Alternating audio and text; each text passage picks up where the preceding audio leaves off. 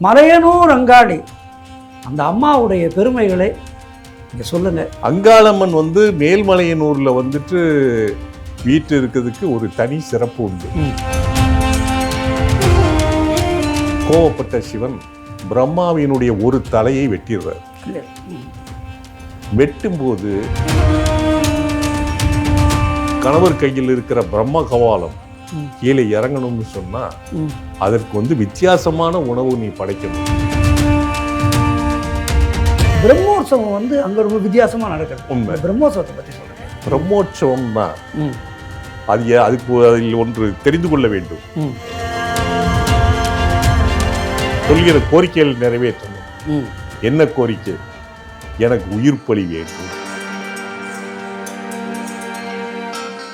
GeM TV நேயர்களுக்கு அன்பு வணக்கங்களை கூறிக்கொண்டு, சர்வமங்கல மாங்கல்யே சிவே சர்வார்த்த சாதகே சரண்யே திரியம்பகே கௌரி நாராயணி நமோஸ்துதே. ஆடி மாதம் அற்புத மாதம், அம்மன் மாதம். இந்த ஒரு மாதமும் பல்வேறு திருக்கோவில்களை பற்றி, அதனுடைய தாத்பரியங்களை பற்றி, ஆலயத்தை பற்றி, அம்மனை பற்றி நம்மோடு உரையாட வருகின்றார் அன்பிற்குரிய திரு செந்தூர் நாராயணன் ஐயா அவர்கள். பாருங்கள் ஐயா. வணக்கம் ஐயா. வணக்கம். ஓம் சக்தி. எல்லாரும் நல்லா இருக்கணும். ஜெம் டிவி வாயிலாக பிரார்த்தனைகளை தெரிவித்துக் கொண்டு, ஐயா சொல்லுங்க, ஆடி மாதம் இந்த 30 நாளும் நம்ம 30 கோவில்களை பற்றி பேச இருக்கின்றோம். மலையனூர் அங்காளி அந்த அம்மாவுடைய பெருமைகளை இங்கே சொல்லுங்க. மலையனூர், மேல்மலையனூர் அங்காள பரமேஸ்வரி ஆலயம் விழுப்புரம் மாவட்டம் செஞ்சி தாலுகாவில் அமைந்துள்ளது. உலகத்தில் உள்ள அங்காளம்மன் கோவிலுக்கெல்லாம் மூலஸ்தானமாக விளங்கக்கூடியது மேல்மலையனூர் அங்காள பரமேஸ்வரி ஆலயம். இன்றும் ஒரு மாதம் அமாவாசை அன்று எப்படி திருவண்ணாமலையில் பௌர்ணமிக்கு லட்சக்கணக்கான பக்தர்கள் சென்று கிரிவலம் செல்கிறார்களோ, அதை போல மேல்மலையனூர் அங்காள பரமேஸ்வரி ஆலயத்தில் அமாவாசை என்று நடைபெறும் ஊஞ்சல் உற்சவத்தில் 5 லட்சத்துக்கும் மேற்பட்ட பக்தர்கள் கலந்து கொள்வதே அந்த அம்மனுடைய சிறப்புக்கு பறைசாற்றும். அங்காளம்மன் மேல்மலையனூர்ல வீட்டு இருக்கிறதுக்கு ஒரு தனி சிறப்பு உண்டு. சொல்லுங்க ஐயா, அந்த சிறப்பு சொல்லுங்க. முழு முதற் கடவுள் சிவபெருமான். சிவபெருமானுக்கு 5 தலைகள் இருந்ததை போல ஆதியில பிரம்மனுக்கும் 5 தலை இருந்தது. ஒரு நாள் கைலாயத்துக்கு பிரம்மா போறார். பார்வதி தன் கணவர் தான் வந்துட்டாரோ அப்படின்னு நினைச்சிட்டு அவருக்கு பணிவிடை செய்கிறார். அதை அவர் ஏற்றுக்கொண்டு அலட்சிய போக்குடன் இருந்தார். உண்மை நிலை தெரிஞ்சிட்டு பார்வதி சிவனிடம் கூறுகிறாங்க. உடனே கோவப்பட்ட சிவன் பிரம்மாவினுடைய ஒரு தலையை வெட்டிடுறார். வெட்டும்போது அந்த பிரம்ம கவாலம் சிவபெருமானுடைய கையிலேயே தங்கிற்று. இதனால் சிவபெருமானுக்கு பித்து பிடித்து விட்டது. பித்தா பிறைசூடி பெருமானியே அருளாளான்னு சொன்னவர் இல்லையா, அவர் உடனே சுடுகாட்டு சாம்பலை, என்ன செய்கிறோம் என்று தெரியாமல் சுடுகாட்டு சாம்பலை மேனியெங்கும் பூசி கால் போன போக்கிலே அலைகிறார். கோயில் கோயிலாக சென்று அலைகிறார். அவருக்கு தோஷம் அகண்டபாடு இல்லை. கடைசியில் மேல்மலையனூர் அங்காள பரமேஸ்வரி ஆலயத்துக்கு வருகிறார். அரகரா அன்னதான பிற்றை என்று கோயில் வாசல் நின்று நின்றுட்டு பேசுறாரு. ஆலய மூலஸ்தானத்தில் இருக்கின்ற ஆத்தாள் அங்காளம்மனுக்கு இவருடைய குரல் கேட்கிறது. தனது கணவர் வந்திருக்கிறார் அப்படின்னு நினைத்து அவருக்கு புத்தி சுவாதீனம் இல்லாமல் இருக்கிறார் என்று சொல்லி ஆலயத்தின் வாயிலில் நின்ற கணபதியை அழைத்து, உன் தந்தை வந்திருக்கிறார், அவருக்கு நான் உணவு சமைக்கிறேன், அவர் எங்கும் சென்று விடாமல் பார்த்துக்கொள் அப்படின்னு சொல்றார். உடனே அங்கே விநாயகர் நின்ற கோலத்தில் இருக்கிறார். நின்ற கோலத்தில் எங்கே சிவபெருமான் எங்கேயும் ஓடிவிடக் கூடாது அப்படிங்கிறதுக்காக இன்னும் இருக்கிறார். வருகிறார். அங்காளம்மன் வந்துட்டு பிச்சை கேட்கக்கூடிய கணவனுக்கு என்ன உணவு கொடுக்கலாம் அப்படின்னு சொல்லி தன்னுடைய தமையனார் மகாவிஷ்ணுவிடம் கலந்து ஆலோசிக்கிறார். அவர் என்ன சொல்கிறார், இந்த கணவர் கையில் இருக்கிற பிரம்ம கபாலம் கீழே இறங்கணும்னு சொன்னா அதற்கு வித்தியாசமான உணவு நீ படைக்கணும். நீ என்ன உணவு போட்டாலும் அந்த கபாலம் சாப்பிட்டுடும். அதனால உலகத்தில் உள்ள பயிர் பட்சணங்கள் எல்லாத்தையும் சேர்த்து 3 கவளமா நீ தயார் பண்ணு. அந்த தயார் பண்ணி அந்த கவளத்தை போடு. அந்த கபாலத்தில் நீ அந்த உணவு போட்ட உடனே அது சாப்பிடும். 3வது கவளத்தை நீ என்ன பண்ற, கபாலத்தில் போடுற மாதிரி தரையில வீசி எறிஞ்சிரு. 2 கவளத்தினுடைய சுவை எறிந்த கபாலம் கீழே இறங்கும். அப்போ நீ என்ன பண்ற, ஓங்கி அதை மிதிச்சிரு. அது வேற எங்கேயும் தப்பிக்க முடியாது. அந்த நேரத்துல சிவன்கிட்ட இருக்கிற அந்த பிரம்ம கத்தி தோஷம் நீங்கிரும். நீ உணவு சமைப்பதற்கு தேவையான உதவிகளை என் மனைவி மகாலட்சுமி உனக்கு துணை செய்வா அப்படின்னு சொல்றாரு. அதன் மூலம் உணவு சமைச்சிட்டு 2 கவளத்தை கபாலத்தில் போடுறா, சாப்பிடுறது. 3வது கபாலத்தை கபாலத்தில் போடுறது மாதிரி தரையெங்கும் வீசியது. அதை அது நான் பார்த்துருக்கேன். அதாவது என்ன பண்ணுவாங்க, அந்த மயானம் சூறும் போது அந்த மாதிரி தான் பண்ணிகிட்டே போவாங்க. இது எதுக்காகன்னு எனக்கு ஒரு சந்தேகம் இருந்தது. இப்போ நிவர்த்தி ஆச்சு.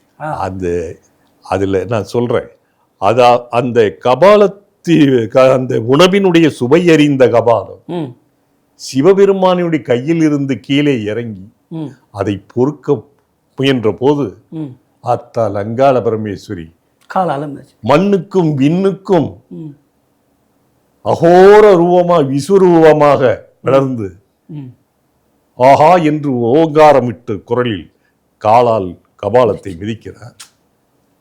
அலறுகிறது கபாலம், என்னை விடு என்று. இனி நீ என் காலடியில் தான் இருக்க வேண்டும், சிவபெருமானிடம் செல்லக்கூடாது அப்படிங்கிற. சரி, அப்படி என்றால் நான் கேட்கும் நிபந்தனைகளுக்கு நீ உடன்படணும், நான் சொல்கிற கோரிக்கைகள் நிறைவேற்றணும். என்ன கோரிக்கை? எனக்கு உயிர் பலி வேண்டும். நீ கொடுத்த. அதனால்தான் அங்காளம்மன் கோயில்ல ஆடு கோழி காவு கொடுக்குறாங்க. இதுதான் அங்காளம்மனுடைய அருளால சிவபெருமானுக்கே பிடித்த பிரம்மகசி தோஷம் நீங்கி. இதனால் அது முக்கியத்துவம். இதனால அங்காளம்மன் கோயில் பேய், பிசாசு, பில்லி, சூனியம் போன்றவற்றெல்லாம் பாதிக்கப்பட்டவங்க அங்க போயாச்சுன்னா உடனடியாக குணம் கிடைக்குது என்பது. துஷ்ட சக்திகளை வேரோடு மண்ணோடு அழிக்கிறார் அங்காளம்மன். அதுதான் அதனாலதான் அங்காளம்மன் கோர ரூபத்தோட இருக்கா. எனக்கு அது ஒரு சந்தேகம் உண்டு. என்னன்னா அம்மன் அப்படின்னா அம்மன் எப்படி கருணாசாகரி அப்படின்னு, கருணாசாகரி அப்படி இருக்கும்போது அங்காளம்மன் மட்டும் ஏன் இவ்வளவு உக்கிர ரூபத்துல இருக்கா அப்படின்னு ஒரு சந்தேகம் இருந்தது. அந்த சந்தேகம் நீங்க சொன்ன இந்த கதையால காரணம் என்னன்னா, தினமும் பல்லாயிரக்கணக்கான பக்தர்கள் அங்காளம்மன் சன்னதிக்கு சென்று, குறிப்பாக பேய், பிசாசு, பில்லி, சூனியம், துஷ்ட சக்திகளால் பாதிக்கப்பட்டவர்கள் அங்காளம்மன் கோவிலுக்கு போகும்போது அந்த ஆத்தாள் அமைதியாக அவர்களை அருள் புரிய மாட்டார். அகோர ரூபத்தோடு ஓங்கார சத்தத்தோடு அவர்களை பிணிகளை விரட்டுவார். அதனால் அவர் கோபக்கணல் அவர் முகத்தில் தெரியும். அதனால்தான் அவள் ஆங்கார ரூபிணியாக காட்சியளிக்கிறார். துஷ்டர்களுக்கு ஆங்கார ரூபிணி. ஆமா, பக்தர்களுக்கு அன்னை.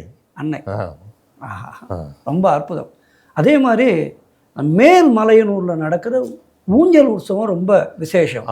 அதே மாதிரி பிரம்மோற்சவம் அங்கே ரொம்ப வித்தியாசமாக நடக்கிறது. பிரம்மோற்சவத்தை பற்றி சொல்லுங்க. பிரம்மோற்சவம் சிவபெருமானுக்கு பிடித்த பிரம்மோற்சவம்னா அதுக்கு அதில் ஒன்று தெரிந்து கொள்ள வேண்டும். எல்லா கோயிலையும் உற்சவம் நடத்துறாங்க. ஆனா இந்த பிரம்மோற்சவங்கிற பேர் எப்படி வந்தது? இதுக்கு திருப்பதிக்கு போயாச்சுன்னா ஒரு விடை கிடைக்கும். திருப்பதியில வெங்கடாஜலபதி புற்றுக்குள் இருந்து அதிலிருந்து வெளிவந்து அவருக்கு கோவில் கட்டினார் தொண்டைமான் மன்னன். ஆமா. கோயில் கட்டின உடனே அவருக்கு உற்சவம் நடத்தணும். என்ன உற்சவம் எப்படி நடத்துறது? 10 நாள் உற்சவம் நடத்தணும். மேல அந்த உற்சவத்தை நானே முன்னின்று நடத்துறேன்னு பிரம்மா முன் வந்தார். பிரம்மா முன்னின்று நடத்தினதுனால் பிரம்ம உற்சவம் பிரம்மோற்சவம். அதே மாதிரி கொடிமரம் இருக்கிற கோவில்கள் எல்லாம் பிரம்மோற்சவம் நடக்கும். அதுவும் ஒரு ஐதீகம். கொடிமரம் எந்த கோயில்ல இருக்கோ அந்த கொடிமரம் இருக்கிற கோவில்கள்ல கண்டிப்பா வருஷத்துக்கு ஒரு தடவை பிரம்மோற்சவம் நடத்தணும். இன்னொரு இது என்னன்னா, கொடிமரம் இருந்தால்தான் பிரம்மோற்சவம் நடக்கும். அதான் சொல்றேன். கொடிமரம் இருக்கக்கூடிய கோயில் பிரம்மோற்சவம். கொடிமரம் இருந்தால்தான் பிரம்மோற்சவம். கொடிமரம் அங்கு இருந்தால்தான் பிரம்மோற்சவம். கொடிமரம் ஏன் இருக்கிறது? எதற்காக கொடியேற்றுகிறார்கள்? உதாரணமாக திருப்பதி பெருமாள் கோயிலையோ சிவன் கோயிலையோ கொடியேற்றுறாங்க. எதற்காக? இங்கு பிரம்மோற்சவம் நடக்குது. நடக்கும் தெரியப்படுத்துறதுக்காக, மக்களுக்கு தெரியப்படுத்துறது இல்லை. மக்களுக்கு எல்லாமே பிரம்மோற்சவம் தெரியும். ஆனால் கொடியேறுறது விண்ணுலகத்தில் உள்ள 33 கோடி தேவர்களை வரவழைக்கிறது. ரிஷிகள், பத்திரிகை மாதிரி அனைவருக்கும் இங்கு பிரம்மோற்சவம் நடக்கிறது, நீங்க வாருங்கள் என்று அழைப்பு தெரிவிக்கிறது. அருமை அருமை அருமை அருமை. கொடியேறுகிறது. திருப்பதியில் பார்த்தால் கருட உற்சவம், கருடன் உருவம் பொறித்த கொடி மேலே ஏற்றப்படும். சிவாலயங்களில் நந்தி ஏற்றப்படும். இவர் பிரமோற்சவம் நடந்ததனால் ஒவ்வொரு கோயில்களிலும் திருவிழா நடக்கும் போது 10 நாட்கள் நடக்கிறது. பிரம்மன் நடத்தினதுனால பிரமோற்சவம் அப்படின்னு. மேல்மலை நீங்க கேட்ட மாதிரி மேல்மலையனூர்ல மகா சிவராத்திரிக்கு மறுநாள் 10 நாட்கள் பிரமோற்சவம் நடைபெறுகிறது. அங்காள பரமேஸ்வரி கோவில். 2வது நாள் மயான கொள்ளை உற்சவம் நடக்கிறது. இந்த மயான கொள்ளை உற்சவம் இன்னொரு சிறப்பு என்றால், மேல்மலையனூர் அங்காள பரமேஸ்வரி கோவில் இருக்கிற இடம் அமைஞ்சிருக்கிறதே சுடுகாட்டுல தான். ஆமா இல்லையா? அந்த இதுல பிரம்மோற்சவத்துல 2வது நாள் அம்பாள் மயான கொள்ளை எழுந்தருவாள். மயான கொள்ளை ஒரு உற்சவம் நடக்கும். அதுல கோவிலிலிருந்து புறப்பட்டு மயானத்துக்கு எழுந்தருள்வார். அப்போது பக்தர்கள் எல்லாம் அந்த சப்பரத்துக்கு பின்னாலே காய் கறிகள் மற்ற கொழுக்கட்டைகள், காசுகள், பிறகு கீரை வகைகள் அனைத்தையும் வீசி எறிவாங்க. இன்னும் சிலர் சுடுகாட்டுக்கு சென்று எலும்புகளை தோண்டி அந்த வாயால் கடித்து கொண்டு பார்க்கறதுக்கு அவ்வாறு சூறை விடக்கூடிய பொருட்களை எல்லாம் எடுத்து மக்கள் போட்டி போட்டு கொண்டு எடுப்பார்கள். அதை எடுத்து தங்கள் வயல்வெளிகளில் கொண்டு அங்கு அதை பயன்படுத்தினால் விளைச்சல் அமோகமாக இருக்கும் அப்படிங்கிறது ஒரு ஐதீகம். இது காரணம் இதுதான். மயான கொள்ளை என்பது அம்பாள் முதலில் கபாலத்துக்கு சாதம் போடும்போது விசிறி அடித்ததை நினைவு கூறும் விதத்தில் தான் மேல்மலையனூரில் அங்காளம்மன் பிரமோற்சவ விழாவில் ஒரு பகுதியாக இந்த மயான கொள்ளை உற்சவம் நடத்தப்படுகிறது. ஊஞ்சல் உற்சவம் மாசம் நடக்கிறது. ஆமா. அந்த ஊஞ்சல் உற்சவத்துக்கு ஏதாவது தாற்பயம் இருக்கா, இல்ல சாதாரணமா ஊஞ்சல் உற்சவம்? அதற்கு முன் இன்னொரு கேள்வி. தேர் கோவில் பிரமோற்சவத்தின் போது தேரோட்டம். இந்த தேரை பத்தி நானே உங்ககிட்ட கேட்கணும்னு நினைச்சேன். ஒவ்வொரு வருஷமும் புது தேர். ஆமா. இந்த வருஷம் உபயோகப்படுத்த தேர் அடுத்த வருஷம் உபயோகப்படுத்த மாட்டாங்க. அதுக்கான காரணம் அதற்குத்தான் சொல்லவா, உலகத்திலேயே உள்ள கோயில்களில் இல்லாத ஒரு புதுமையான நிகழ்ச்சி மேல்மலையனூர் அங்காள பரமேஸ்வரி கோவிலில் நடைபெற்று வருகிறது. இங்கு பிரமோற்சவத்தின் போது நடைபெறும் தேரோட்டத்தின் புதிதாக தேர் செய்யப்படும். ஒவ்வொரு வருடமும் புது தேர் செய்யப்படுகிறது. இதற்கு காரணம் இருக்கிறது. கபாலத்தை அழிப்பதற்காக, சிவபெருமானினுடைய பிரம்மகசி தோஷம் நீங்குவதற்காக கபாலத்தை அழிக்கிறதுக்காக அம்பாள் விஸ்வரூப தரிசனம் கொடுக்குறா, விஸ்வரூபம் எடுக்கிறா. கபாலம் அழிஞ்சிட்டு சிவபெருமானுடைய பிரம்மகசி தோஷம் விளையிட்டு அங்கிருந்து அவர் ஆனந்த கூத்தாடி நேர சிதம்பரத்துக்கு போய் ஆனந்த தாண்டவம் ஆடுறார். அப்படியும் அம்பாளுடைய சினம் குறைந்தபாடு இல்லை, இல்லை, சீற்றம் அதிகமாகத்தான் இருக்கிறது. இது அம்பாளை வந்து குளிர்விக்க, அவர்களுடைய சீற்றத்தை தணிக்க என்ன வழி அப்படி என்று 33 கோடி தேவர்களும் ரிஷிகளும் முனிவர்களும் ஒன்று கூடி ஆலோசனை நடத்துறாங்க. அப்போ அம்பாளுக்கு மனங்குளிர அபிஷேகம் செய்து அவரை தேரில் அமர வைத்து நகர் விழா கொண்டு சென்றாச்சுன்னா அம்பாள் வந்து சாந்தமடைவா அப்படின்னு நினைக்கிறாங்க. இதற்காக தேவலோகத்திலிருந்து தேவர்கள் ரிஷிகள் முனிவர்கள் எல்லோரும் கீழே வருகிறார்கள். தேர் செய்வதற்கு தேரினுடைய பலகையாகவும் சட்டமாகவும் சிம்மாசனமாகவும் தேர் நல்ல வண்ண துணிகளாகவும் மலர் மாலைகளாகவும் மாறி இருக்கிறார். தேவர்களே முனிவர்கள் ரிஷிகள் எல்லோரும் மாறிட்டாங்க. பின்னர் அம்பாளுக்கு அபிஷேகம் நடைபெற்று அந்த அம்பாளை தேரில் அமர்த்தி சிம்மாசனத்தில் அமர வைத்து தேரோட்டத்தை நகர் முழுதும் தேரோட்டம் வருகிறார். அம்பாள் வாழ்க, அங்காளம்மா தாயே போற்றி போற்றி என்று வாழ்த்துளி முழங்க அம்பாள் நகர்வலம் வருகிறார். பின்னர் தேர் நிலை அடைந்ததும் அம்பாளை அனைவருக்கும் வணங்கி அம்பாள் மனம் குளிர்ந்து அனைவரையும் ஆசீர்வதிக்கிறாங்க. பிறகு தேவர்கள் முனிவர்கள் ரிஷிகள் அனைவரும் பூலோகத்தில் இருந்து தேவலோகத்துக்கு போகும் அல்லவா, அங்கு செல்ல வேண்டும் அல்லவா, அதற்காக அவர்கள் சென்று விடுகிறார்கள். அதற்காக தேர்களை பிரித்து விடுகிறார்கள். தேரை பிரித்தவுடன் அவர்கள் தேவலோகத்துக்கு சென்று விடுவதாக மறுபடியும் அடுத்த பிரம்மோற்சவத்திற்கு புதிதாக தேர் செய்யப்படுகிறது. இதுதான் தாற்பயம். அதன் பிறகு இப்போது அமாவாசை தூரம் ஊஞ்சல் உற்சவம் சிறப்பாக நடத்தப்பட்டு ரொம்ப சிறப்பாக நடக்கும். தமிழ்நாடு மட்டுமல்ல, ஆந்திரா, கர்நாடகம் போன்ற வெளிமாநிலங்களில் இருந்தும் லட்சக்கணக்கான பக்தர்கள் மலையனூர் வருகிறார்கள். அந்த மலையனூர் சென்னையில் இருந்து விசேஷ சிறப்பு பேருந்துகள் விடப்பட்டிருக்கு. அதெல்லாம் இது பண்றாங்க. இந்த ஊஞ்சல் உற்சவம் நள்ளிரவு 12 மணி அளவில் தான் நடைபெறும். எதற்கு மாதம் மாதம் இந்த அளவுக்கு ஊஞ்சல் உற்சவம் நடத்தப்படுகிறது என்று கேட்டால், தினமும் பல்லாயிரக்கணக்கான பக்தர்கள் பேய் பிசாசு பில்லி சூனியம் இவற்றால் பாதிக்கப்பட்டவர்கள் பேல்மலையனூர் கோவிலுக்கு சென்று அங்கு உள்ள அக்கினி தீர்த்தத்தில் நீராடி அங்கு உள்ள பேய் மேடையில் அமர்ந்து தலைவிரி கோலமாக அப்படி ஆடுகிறார். அவர்கள் அங்காளம்மல் அவர்களுடைய அருளால் சீற்றத்தால் அவர்கள் குணமாகி வீடு திரும்புகிறார்கள். அதாவது நமக்கு யாராவது ஒரு சின்ன உதவி செஞ்சால் கூட நீ எங்காளியா அப்படின்னு சொல்லுவோம். அம்பாள் வந்து இப்படிப்பட்ட பெரிய விஷயங்கள்லாம் நமக்கு நடத்தி தரதுனால தான் அங்காளம்மா எங்கள் அங்காளம்மான்னு பாடினாங்க போல இருக்கு. அப்போ ரொம்ப அதனால வந்து தான் சாதாரண தெய்வத்துக்கு போறாங்க, என்ன தேங்காய் பழம் உடைக்கிறாங்க, ரைட்டு முடிஞ்சது.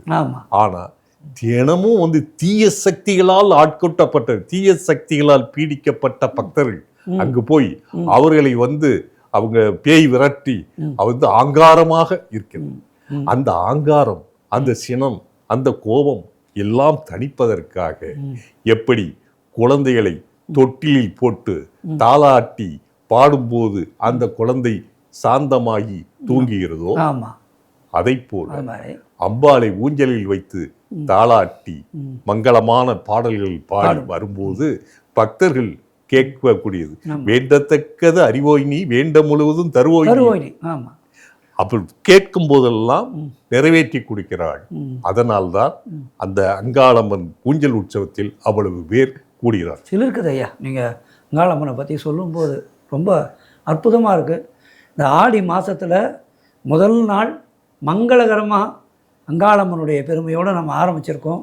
தொடர்ந்து எல்லா அம்மனுடைய பெருமைகளையும் பேச போகிறோம். நேரம் கொடுத்து இங்கே வந்து இந்த நிகழ்ச்சியை நடத்தினதுக்கு சார்பாக நன்றியை தெரிவித்து அன்பர்மணி செய்ய ஆளாக்கி விட்டு விட்டால் இன்ப நிலை தானே எய்தும் பராவரம். ரொம்ப அற்புதம்.